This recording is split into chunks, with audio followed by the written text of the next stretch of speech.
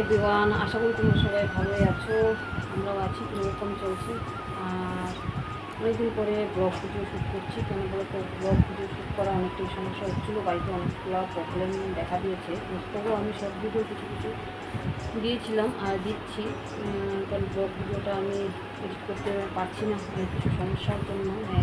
বাস্তবটা অনেকটাই কঠিন, আমাকে দেখে তোমরা বুঝতে পারবে না বাস্তব।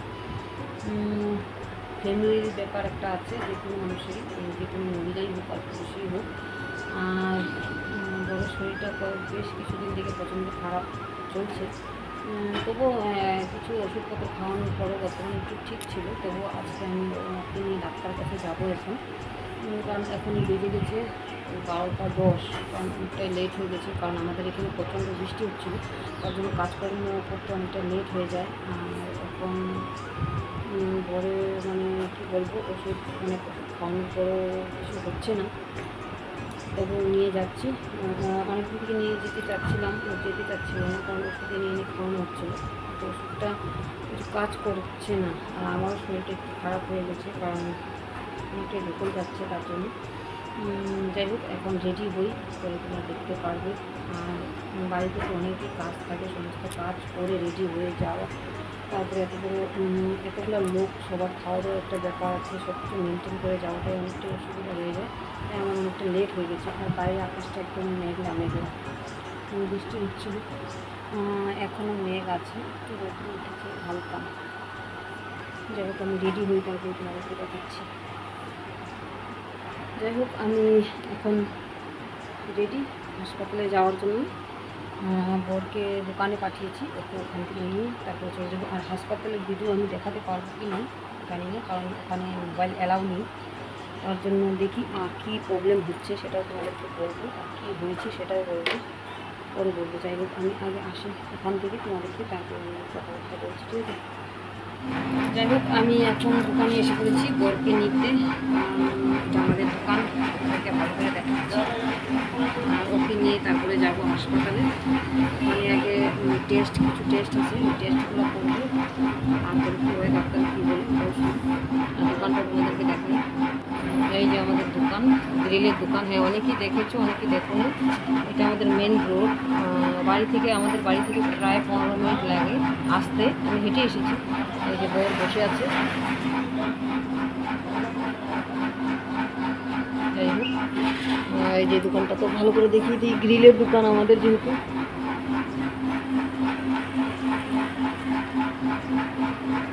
যাই হোক, আমি আবারও বরকে নিয়ে চলে যাচ্ছি হাসপাতালে। কেন বলো তো, বেশ কয়েকদিন ধরে ওর শরীরটা প্রচণ্ডই খারাপ ছিল, আর খারাপ হচ্ছে, যেহেতু ওর 12 মাসই ট্রিটমেন্ট চলে। আর এদিকে কিন্তু হাসপাতালে ঢুকেও পড়েছি, কারণ হাসপাতালে তোমাদের সম্পূর্ণ ভিডিও আমি দেখাতে পারবো না, অনেকটা টাইম আমার লেগেছে, প্রায় 3 ঘন্টা।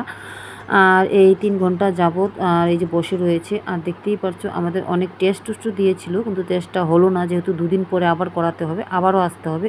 আর এটা আমাদের হাসপাতাল বিশাল বড়, কিন্তু সেরকম ট্রিটমেন্ট হয় না, তবুও আমাদের আনতে হয় হাসপাতালে, কারণ প্রথম ধাপটা আমাদের হাসপাতালেই করতে হবে, তারপরে আমরা বাইরে ট্রিটমেন্ট করাই। যাই হোক, হাসপাতালে ডাক্তার দেখিয়ে প্রায় এখন 3 ঘন্টা পর আবার চলে যাচ্ছি আমরা, কারণ কমপ্লিট তোমাদেরকে দেখাতে পারবো না, আগেই বলেছি হাসপাতালের রুলস নেই ভিডিও করার। যাই হোক, এখন বেড়ে গেছে অন্ধকার, একটা বোঝা যাচ্ছে না, 15 মিনিট কম 3টা। এখন আসলাম হাসপাতাল থেকে, এসে কিন্তু আমি এরকম কাপড়টা ছেড়ে নিয়েছি, রান্না বসিয়ে দিয়েছি, মোটামুটি ঘরটা পরিষ্কার করে রেখে দিয়েছিলাম। কী রান্না, আর এদিকে দেখো, আমি কিন্তু সকালে ডাল রান্না করে দিয়েছিলাম, সেটা জালে বসিয়ে দিয়েছি।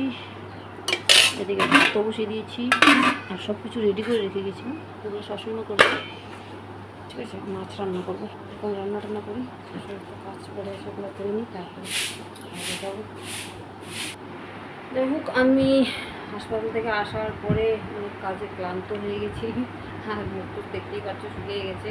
আর কিছু কিছু মানুষের জানা দরকার, আমি কী করি না করি, তার জন্য কিন্তু এই ব্লগটা আবারও শুরু করলাম। সবাই ভাবে আমি সারাদিন মোবাইল নিয়ে থাকি। হ্যাঁ, আমি মোবাইল নিয়েই থাকি, কিন্তু আমি সব রকম কাজ মেনটেন করতে চেষ্টা করি, আর সব রকম কাজ করি। আর এখন বাজে 5টা, এখনও কিন্তু আমাদের খাওয়া দাওয়া কিছুই হয়নি। বর্তমানে বাচ্চারা প্রথমে খেয়েছে, বড় আসবে এখন, পরে চান খাবে, ওর ওষুধপত্র দিব। আর এখন আমার অনেক কাজ বাকি আছে, সেগুলো আমি করে নিব এখন। আর কী কী কাজ করি হালকা কিছু তোমাদেরকে দেখাবো, সবটা দেখানো সম্ভব নয়, কারণ কাজের চাপটা অতিরিক্ত বেশি। আর মুখটাকে দেখতেই পাচ্ছ শুকিয়ে গেছে, প্রচণ্ড শুকিয়ে গেছে, কারণ অনেকটাই ক্লান্ত। এসে ঝটপট করে রান্না, তারপরে আমি একটু রেসে দিয়ে দিয়েছি আমি কী রান্না করেছি। হালকা মানে একটা তরকারি দিয়েছি, কারণ এসে আমি কচু শাক করেছি ছোলা দিয়ে, তারপরে আবার পটল আলু দিয়ে মাছের ঝোল করছি, কাতল মাছের। তারপরে আবার সকালে আমি ডালটা রান্না করে দিয়েছিলাম। এখন আরও সমস্ত কাজ বাকি আছে, অনেক কাজের প্রেশারটা অতিরিক্ত বেশি, কী বলবো বলো। আমি কিন্তু কাজের মধ্যে দিয়েই তোমাদেরকে দেখাই, কিন্তু আমি ব্লগিংটা কিছুদিন বন্ধ রেখেছিলাম, আমার অনেকটাই প্রবলেম ছিল তার জন্য।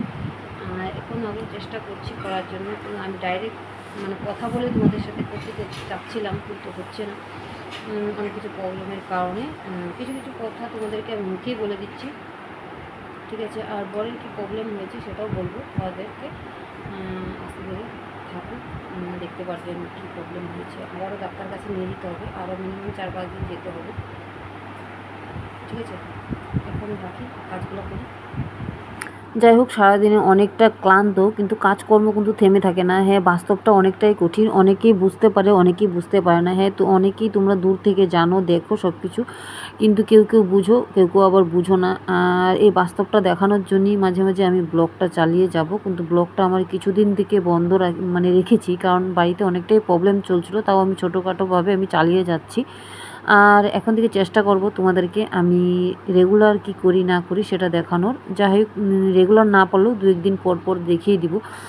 আর আর তোমরা তো জানোই আমার বরের মানে প্রবলেমটা কি হচ্ছে, ওকে নিয়ে একটু ছোটাছুটি করছি বেশ কয়েকদিন থেকেই, কারণ আবারও ছুটতে হবে। তাই মানে কিছুটা মানে এভাবে সেভাবে ব্লগ করতে পারছি না আমি, কারণ বাড়ির কাজ বাইরের কাজ দুটাই সামলাতে হচ্ছে। তার জন্য ছোটাছুটিতে প্রচণ্ড স্পিডে সব কিছু কাজ সারতে হয় আমার, যেহেতু আমার বর্তমানে একাই সম্পূর্ণ সামলাতে হচ্ছে, কারণ বড় যেহেতু একটু কমই চলাফেরা করতে পারছে, যেহেতু ও অ্যাক্সিডেন্টের একটা রুগী, তার জন্য ও বেশি একটা চলাফেরা করতে পারে না। তবু যতটুকুন পারে চেষ্টা করে, তবুও মানে মাঝখানে ওর এতটাই প্রবলেম হয়ে যায়, মানে প্রচণ্ড ছোটাছুটি করতে হয়। আর যেহেতু ওর ট্রিটমেন্ট এখানে হয় না, বাইরে নিয়ে যেতে হয় বেশিরভাগই। আর বর্তমানে অনেকটাই প্রবলেমে, তার জন্য বাইরে নিয়ে যাওয়া সম্ভব হচ্ছে না। এখানেই প্রথমে ট্রিটমেন্টটা করব, চেষ্টা করি ট্রিটমেন্টটা করার জন্য। যাই হোক, এখন বেরিয়ে গেছে প্রায় 8:30। আমাদের চা খেতে খেতে একটু লেট হয়ে গেছে, কারণ একটু কাজ করছিলাম আমি। আমার বর শুয়ে আছে, আর চা বানিয়ে নিয়েছি সবার জন্য, কারণ আমাদের এখনও দুপুরে খাওয়া হয়নি, অনেকেই আসেনি, আর আমার দেওর আর ভাস্তা এখনও আসেনি। অনেকটাই রাত হয়ে গেছে, আস্তে আস্তে ওদের অনেকটা সময় লাগবে, তাই আমি চাটা খেয়ে সবাইকে দিয়ে দিচ্ছি। তারপর একটু রান্নার ব্যাপার আছে, সেগুলো করবো, তারপরে তোমাদের সাথে কথা বলে দেখাচ্ছি, ঠিক আছে। চাটা খেয়ে নিই আমরা, বর দেখে ঘুমাচ্ছে। আর এই যে রক্তগুলো দেখতে পারছো, এগুলো কিন্তু বরের গলা থেকে বের হচ্ছে, এই কারণে আমি মানে ছোটাছুটি করছি কি প্রবলেমটা হচ্ছে, আর ডাক্তারের কাছে যাওয়া হচ্ছে। বরের ইচ্ছে ছিল সিমুই খাবে, তার জন্য সিমুই বানানো শুরু করে দিলাম আবার। এখন সিমুইটা কিন্তু আমি ঘি দিয়ে ভেজে নিয়েছি, এটার মধ্যে একটু লাল লাল করে ভেজেছি, দেখতে পাচ্ছি না।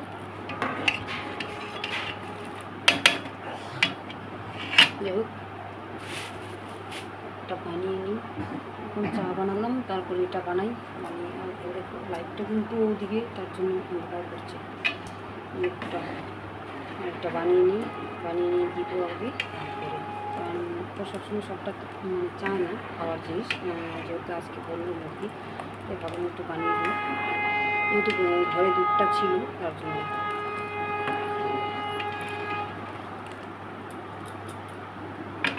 বাইরে কিন্তু প্রচণ্ড মেঘ করেছে, প্রচণ্ড বৃষ্টি নামবে, এক্ষুনি মনে হয় বৃষ্টিটা নামবে।